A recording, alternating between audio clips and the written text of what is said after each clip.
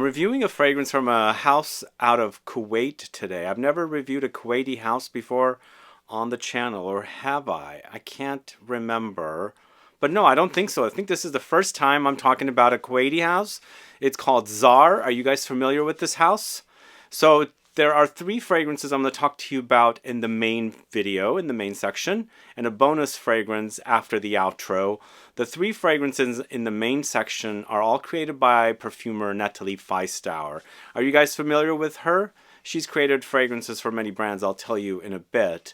But I know her, and she personally asked me if I wanted to speak about these fragrances that she's created, and I was curious about Czar. I've never heard of this brand.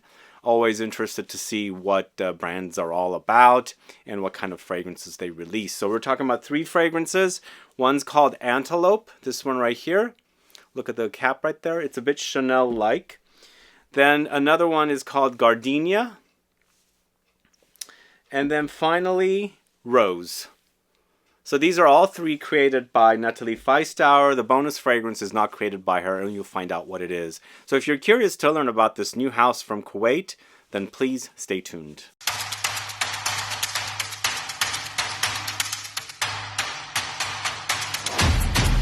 Thanks so much for tuning in. It's Sebastian. We're talking about Czar.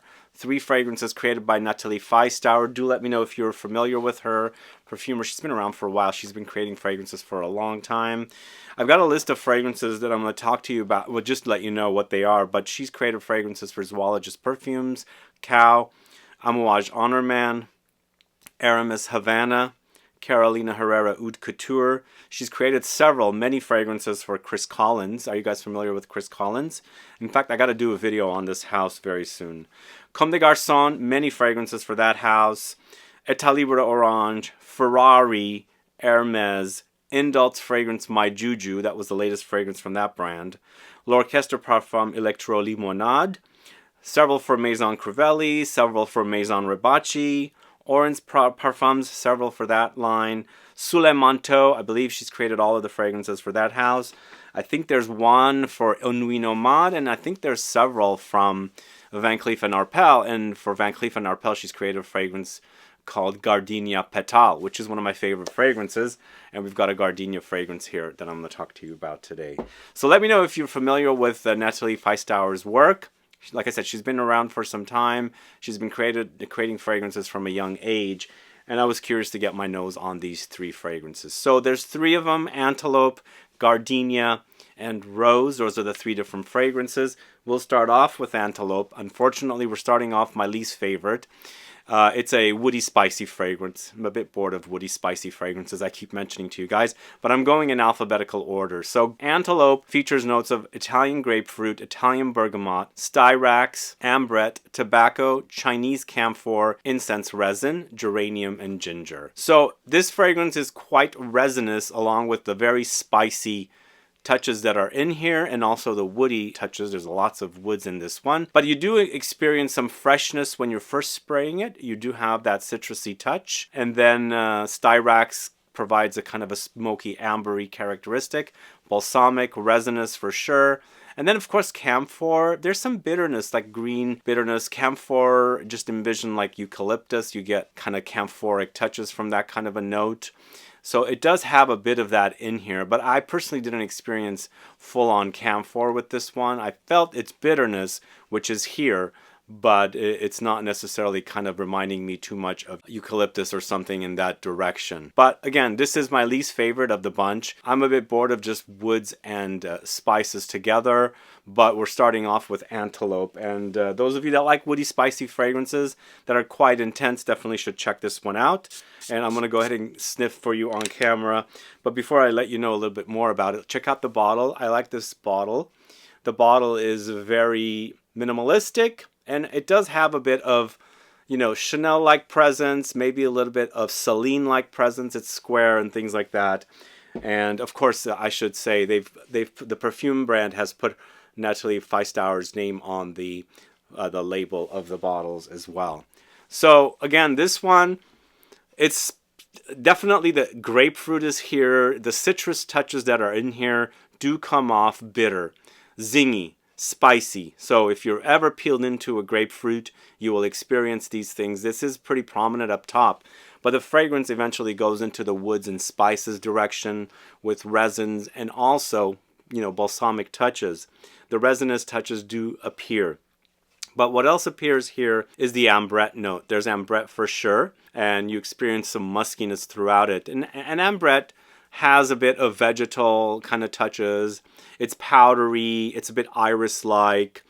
I'd say ambrette is musky, but having the characteristics of angelica and also iris as well. But it does have, like fruitiness, and it has a bit of booziness there. You can bring out different things from it if you're a perfumer and you know what you're doing with as far as ambrette goes. Again, this is my least favorite, but it's not that it's a bad fragrance. I'm just not really digging this particular style of fragrance myself. But some of you might like this kind of very dark, woody, spicy, musky, resinous, balsamic kind of fragrances with this kind of a zingy, spicy, bitter grapefruit citrus touch at the top. So that's Antelope. What do you guys think of the bottles? I really like these minimalistic bottles. I'm a fan of minimalistic things. I do like the whole Le Labo kind of look. These are not necessarily laboratory look, but I feel like they're more like Chanel, Celine, but they do kind of maybe somewhat remind me of apothecary kind of bottles. So the next fragrance I'm going to talk to you about is Gardenia. This one does lean feminine, and I've been mentioning quite a bit on the channel. Gardenia is one of my favorite flowers. This was a flower that was in our house quite a bit. My dad always gifted my mom gardenias, and our house always smelled like gardenias. So even though I loved the smell of gardenia as a kid up until, maybe 10 years ago, I was still a bit shy about wearing gardenia fragrances. I don't have a problem with it now. A lot of men might think this is very feminine. I agree. I feel like there's some certain notes that lean feminine, some lean masculine. Antelope to me is quite masculine as a fragrance. Gardenia, on the other hand, is quite feminine. And Rose, on the other hand, is going to be right in the middle, unisex. And I'll tell you about that. But Gardenia features notes of green gardens, orchards, jungle cedarwood, gardenia, and rose. So these are the notes that are taken off of the website. I took all the notes off the website. I'm experiencing these particular notes. I just didn't get orchards, but I'm assuming something to do with green, garden, vegetation, herbs, aromatics, and things like that. Perhaps the fragrance does lean green, and I'm assuming there might even be something like Lily of the Valley in this, which is not really credited. But going back to that Van Cleef & Arpels fragrance, Gardenia Pétale, which Nathalie Feisthauer has also created, there might be some crossover here. I feel like there might be. But this, I believe the Gardenia Pétale from Van Cleef & Arpels doesn't lean green. This one does go green. But I like the green fragrances. It reminds me of spring. For me, gardenias bloom in the summertime. I always envision them blooming in the heat, humidity. They just bloom, and that humidity kind of like, makes the smell really like, jump out at you, kind of like you can smell it when you're walking past them. So it's not necessarily like a spring flower. Maybe they do, but I mostly have experienced gardenias in the summertime. This one to me smells more like spring to me because it does have that greenness. Greenness always, for me, is fresh and green, so I associate it with spring more. But let's go ahead and smell it, and I'll tell you a little bit more about this one. But let me show you once again the bottle. And do let me know if you're familiar with this house. They're from Kuwait, as I said. Yeah, very fresh. There's a bit of fruitiness in here as well. They're not crediting it. It could be something happening with notes working together in a certain way. But it's gorgeous. Yeah, I mean, if you like Gardenia Pétale, you might definitely dig this one, because it does have a bit of crossover, some reminder of it. But really love the whole greenness against it, and I do get a little bit of fruitiness in here. Almost like something not very distinct. I would say more like pear. Something pear-like is in here, providing a fruitiness against the gardenia note. But quite gorgeous, very spring-like. I think I can see that being really liberally used when it's warm outside, because it does smell like spring. It's flowers, it's a bit fruity, it's a bit green, but definitely like it's very refreshing for warm summer days. And then finally we've got Rose, this one right here. So as I said, the first fragrance, Antelope, is masculine, very masculine leaning. Second fragrance, Gardenia, does lean feminine. Rose to me is quite masculine. There's enough notes in here contrasted against the rose, which, you know, if you like rose, wear it. Is it feminine? Some go feminine, some do go masculine.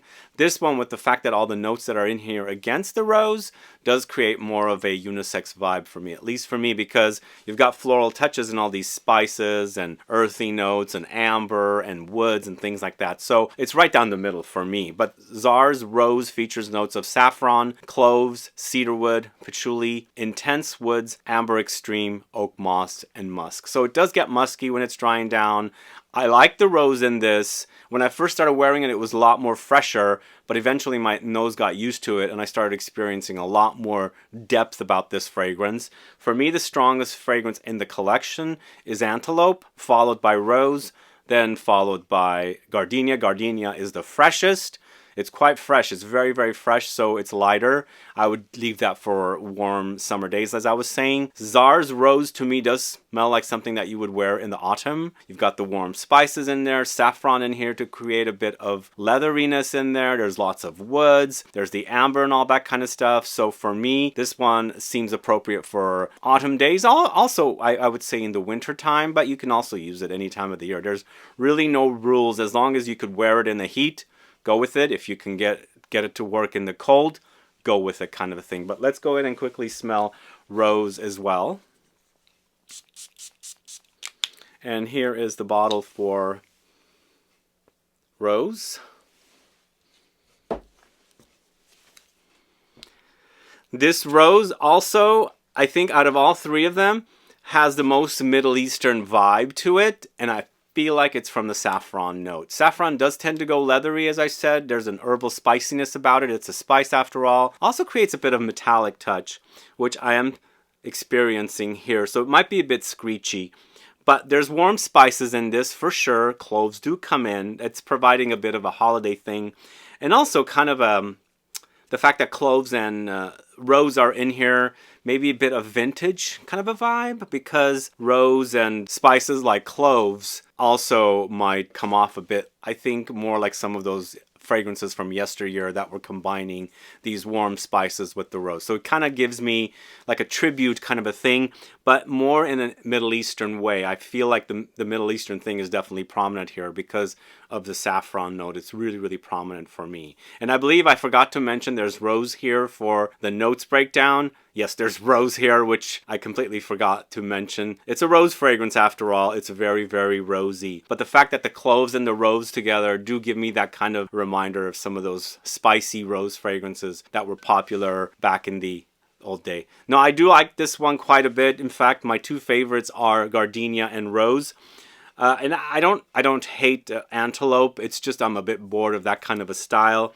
I wish there was something else added to that, something that contrasts against those kind of notes to give me something a bit more exciting rather than just focusing on more spices and woods kind of a thing. This one has enough adventure to make for a great wear, and then the Gardenia is more fresh to give you like a very cooling effect with its freshness. But the Antelope, I just wanted something else with it. But this is Rose. This is the third fragrance that I'm talking about here from the house of Czar out of Kuwait. Do let me know if you're familiar with this house, and let me know if you're familiar with the work of Nathalie Feisthauer. And if you're curious to check out these fragrances, I have a link in the info box to their website. But either way, guys, thanks so much for watching today's video. If you have any questions or comments, please list below. Please like this video. Please share it. Follow me on Instagram and Facebook, and I'll be back with more videos very soon. Have a good one. Goodbye.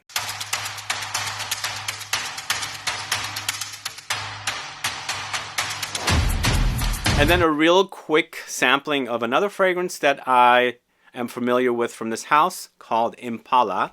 So this fragrance is not created by Nathalie Feisthauer. And again, bottles are completely different, as you can see. Totally different designs.